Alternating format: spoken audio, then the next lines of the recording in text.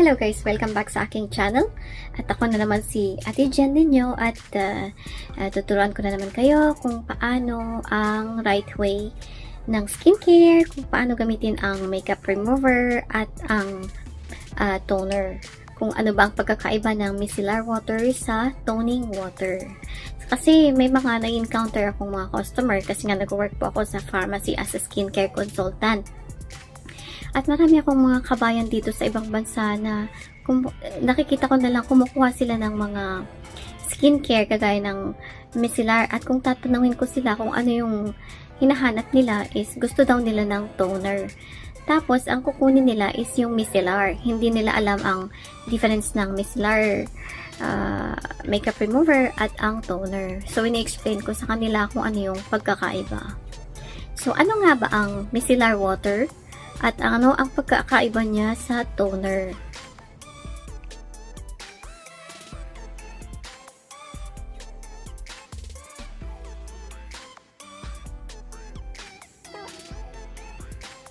Yan, walang kahirap-hirap o ang daling mag-melt ng makeup. O, diba? Well, based sa aking training as a skincare consultant, so, ang makeup remover or micellar water makeup remover ay ginagamit para pantanggal ng makeup, waterproof makeup, hindi nagka-clog yung pores. Ang micellar water ay primarily used as a makeup remover bago kayo maghugas ng face. So, ang gamit po niyan is kapag kunwari ito po, may makeup po ako ngayon. So, yan po yung gagamitin ko para pantanggal ng mga waterproof makeup, long-lasting makeup. At ang epekto po niyan ay hindi magka-clog yung pores ninyo. At ang micellar water ay gamit po iyan para pantanggal ng makeup at para sa mga dead skin cells. So, nakakatulong po siya na mag-scrub ng face. Ang micellar water ay isang mild facial cleanser na nakakatanggal ng waterproof makeup, nag-moisturize din ng skin, at pinoprotect niya from clogging the pores na magkukos ng skin damage. Maganda po iyan pantanggal pagka long-lasting po yung makeup ninyo, like waterproof makeup at yung mga heavy makeup. Yan po ang maganda sa micellar water. At nagtatanggal po ito ng excess oil. Kunwari, kayo po ay may oily skin. So, maganda po siyang nakaka-cleanse bago kayo maghugas ng inyong mukha. Ito pala ang benefits and uses ng micellar water. Most of the skincare products like micellar po ay meron po siyang ingredients na glycerin. Ang glycerin po ay magandang compounds para sa hydration ng inyong mukha. At yan po ay makukuha pagka gumamit po kayo ng micellar water. Micellar water din ay magandang pantanggal ng dirt at ng oil or excess oil sa inyong mukha bago kayo maghugas ng face. At ang micellar water for all skin type. So, pag sinabing micellar, maganda siya for all skin type. Kung kayo po ay oily skin, dry skin, combination oily, combination to dry, pwede nyo pa rin siyang gamitin kasi meron siyang glycerin at mga iba't ibang klase ng ingredients na suitable for your skin type. Maganda siyang pantanggal ng mga dead skin cells at magiging smooth ang inyong mukha. At maganda rin siya sa may mga acne at sa mga wide open pores kasi deep cleaning para sa acne na nagtatanggal ng bacteria na kukos ng pimples. Portable and convenient. Kasi nga naman, hindi na kayo mahihirapan magtanggal ng makeup kapag kayo po ay maghihilamos. Kasi pagkahilamos lang po ng sabon is kuskus kayo ng kuskus ng mukha. So, hindi siya advisable. Mas maganda kapag umamit po kayo ng makeup remover or micellar water. So, ang ikalawa naman is ang toner. Ano ba ang toner? Toner ay isang uri ng cleanser din na ginagamit after nyong maghugas ng face.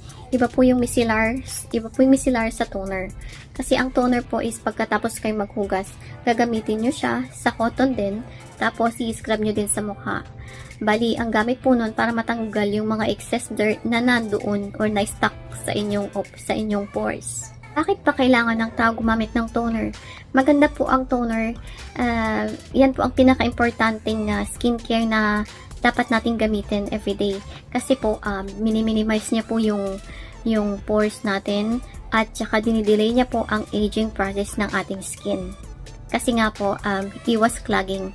At hindi rin po kayo magkakaroon ng acne or pimples dahil tinatanggal po niya yung excess dirt at yung excess oil. Ano ba yung mga benefits ng toner? So, una, prepares the skin. Piniprepare niya yung skin bago tayo gumamit ng serum. Actually, ang serum ay maganda rin po siyang pang pore minimizing at aging delay, pagdidelay ng aging process. Pangalawa, smooth skin. So, kapag gumamit po kayo ng toner, may tendency na mag-minimize inyong pores at magiging smooth ang inyong balat. Pangatlo, refreshes the skin. So, kapag gumamit po kayo ng toner, makikita nyo yung kaibahan ng mga taong hindi gumagamit ng toner dahil yung pores po nila talaga is invisible. Number 4, hydrates skin. So, meron po kasi siyang glycerin na tinatawag na ingredients na nagre-retain ng moisture sa inyong balat. Removes dirt and makeup. So, yun nga po yung sinasabi ko. After nyo po ng micellar makeup remover, uhugasan nyo po ang inyong face. And then, pangatlo is yung toner. Tinatanggal niya po yung excess oil at makeup na stuck sa inyong open pores. So, hanggang dyan na lang po at sana may natutunan kayo sa aking video. Ayan, so after po hugasan ang mukha, yan, ipapat dry ko lang siya ng tissue.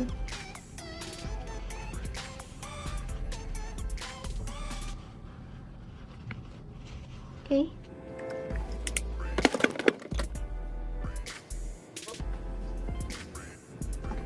Ayan. May mga dirt pa siya na konti na naiwan na kahit naglagay ako ng makeup remover at naghugas ako ng face. Yan yung sinasabi ko pag gumamit po kayong toner. Tatanggalin po niya yung mga nasa kaloob-looban ng pores ninyo. Deep cleaning kumbaga. After 2 minutes, maglalagay na ako ng aking favorite serum. Pakita ko sa inyo kung ano yung ginagamit kong serum. Napakaganda po. Ito yung gamit kong serum. The best serum.